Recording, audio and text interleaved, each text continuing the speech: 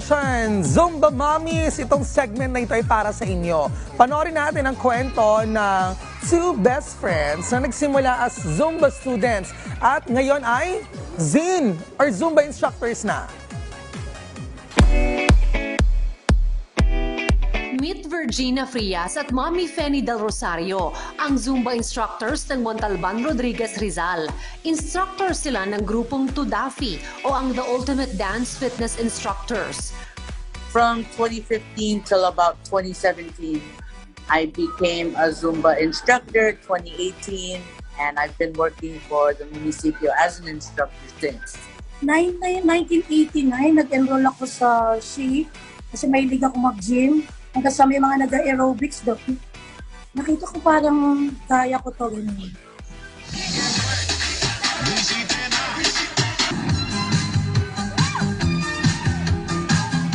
Yung Shape International, nag-conduct sila ng training. First time, aerobics for instructor. Sa University of Life, doon ako nag-enroll. 3 weeks yung namin, yung training. Ayun, hanggang sunod-sunod na, hanggang sa, doon ako nagkaroon ng license sa Zumba. Hanggang at present. Ang cute-cute naman nila tingnan, sabay-sabay talaga silang gumalaw at sumayaw. Pero sa dami ng kilalang Zumbanatics, ano ang meron sa kanilang grupo? Sa pamamagitan din ng aming Zumba, nagsusumba for us kami. Since nung kami ay nasa munisipyo, November 4, 2014 kami nag-start dyan.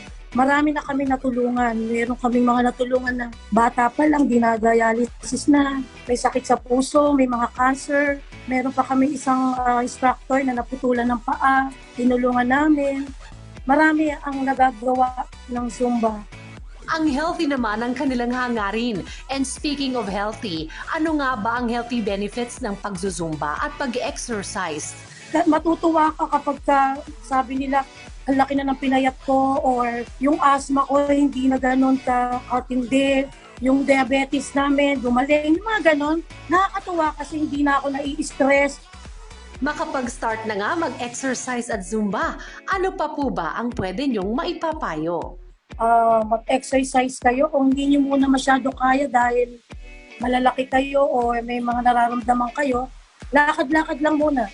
Take a walk, do something, just to help better your heart for brighter things, for bigger things in life.